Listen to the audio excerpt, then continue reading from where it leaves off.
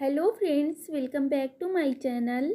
मैं संध्या और आप देख रहे हो संध्या सिलाई डिज़ाइन। फ्रेंड्स, आज की इस वीडियो में हम लोग सिंपल ब्लाउज़ की कटिंग सीखने वाले हैं। अगर आप पहली बार ब्लाउज़ काटने जा रहे हो तो आप इस वीडियो को देखने के बाद बिल्कुल कॉन्फिडेंस के साथ में ब्लाउज़ को कट कर लोगे। तो चलिए वीडियो को शुरू करते हैं। फ्रेंड्स, सबसे पहले हमने जो ब्लाउज़ का कपड़ा लिया है उसको पूरा ओपन कर लेंगे।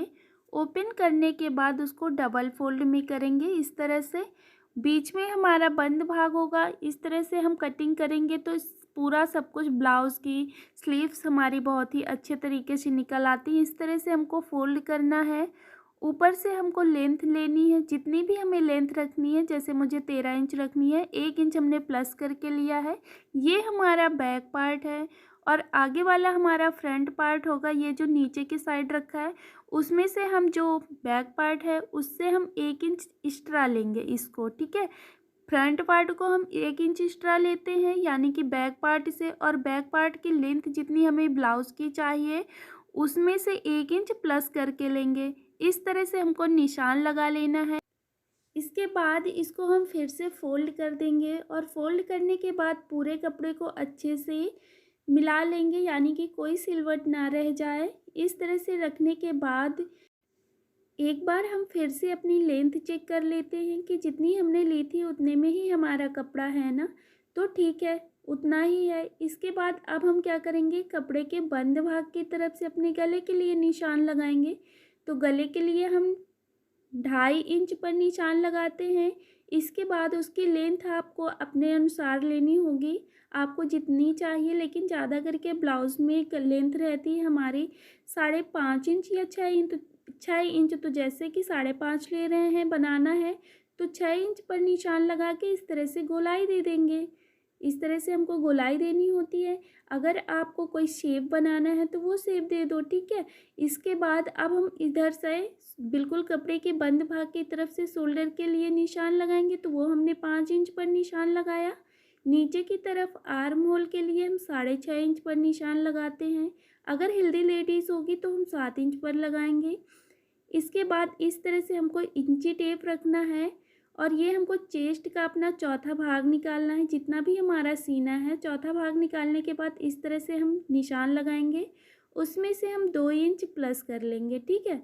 2 इंच ये हमने प्लस कर लिया। अब इस तरह से हमारा एक बॉक्स बन गया आर्म होल का। अब हम इसमें आर्म होल का शेप देंगे। तो आर्म होल का शेप हम 2 इंच पर देते हैं बैक पार्ट में। फ्रंट पार्ट में 1/2 इंच हम डाउन कर देते हैं। इस तरह से हमने ये निशान लगा लिया। अब 1/2 इंच पर इस तरह से मार्क करेंगे और बिल्कुल बीच में ही सिर्फ 1/2 इंच इस तरह से हम ये मार्क कर लेंगे। इसके बाद अब हमने ये जो चेस्ट का निशान लगाया था ना, यहाँ पे हम सही से निशान लगा देंगे। कमर का निशान लगाएंगे तो कमर जितनी भी है उसका चौथा भाग करेंगे और इसमें भी 2 इंच प्लस करके ले लेंगे। अब जो हमने चेस्ट का निशान लगाया है और कमर का निशान लगाया है, इस तरह से दोनों निशान को हम मिला देंगे। इस तरह से मिलाने के बाद फ्रेंड्स अब हम क्या करेंगे, शोल्डर, ये जो हमारा बीच बिल्कुल शोल्डर है, सेंटर लेंगे बिल्कुल बीच का भाग। उधर से नीचे की तरफ अब हम बस्ट पॉइंट का निशान लगाएंगे, यानी कि यहीं से हम अपने तीरा जो भी वो बनाते हैं ना, प्लेट्स बनाते हैं, उसके लिए निशान लगाएंगे। तो जो हमने निशान लगाया वहाँ से हम 1.5 इंच या 2-2 इंच छोड़ते हैं, ठीक है। आप कहीं नीचे साइड 2 इंच छोड़ दो, बाकी 3 साइड 1.5 इंच छोड़ते हैं। इस तरह से हमें 4 टक्स लगाने होते हैं। इनको हम लोग प्लेट भी बोलते हैं, कोई कोई टक्स बोलता है। इस तरह से चारों तरफ हमको टक्स के निशान लगा लेना है।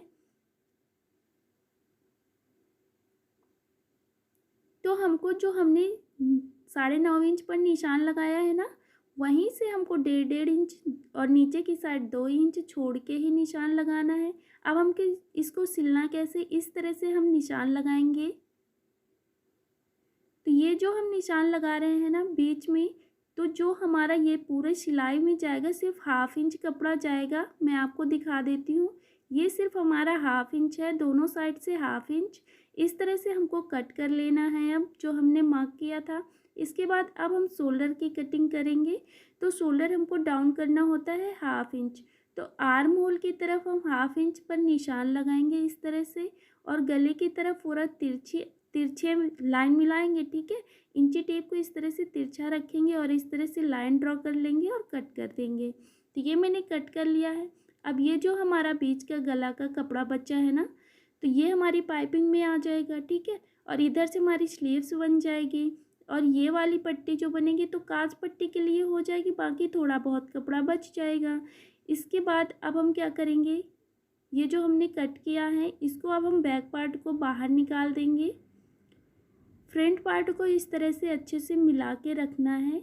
इसके बाद ये जो हमने 1/2 इंच डाउन किया था शोल्डर, अब हम केवल फ्रंट पार्ट में कट करेंगे, बैक में नहीं करेंगे। ठीक है, इस तरह से कट कर लेना है।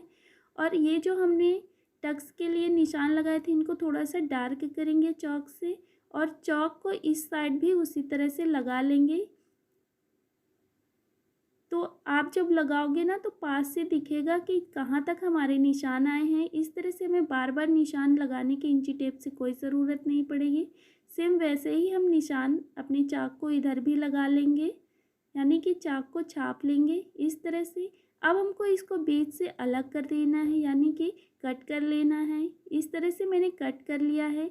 अब हमारे फ्रंट पार्ट की कटिंग हो गई। बैक पार्ट की कटिंग करेंगे। अगर आपको लेंथ में चाहिए गला तो आप कट कर सकते हो।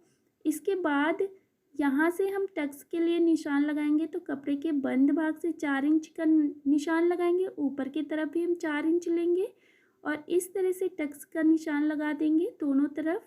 तो ये देखो 4 इंच इधर है, 4 इंच उधर है, ऊपर भी है नीचे भी है, दोनों को सेंटर से ही हमें लेना है। इस तरह से निशान लगाने के बाद ये हमारी स्लीव्स है।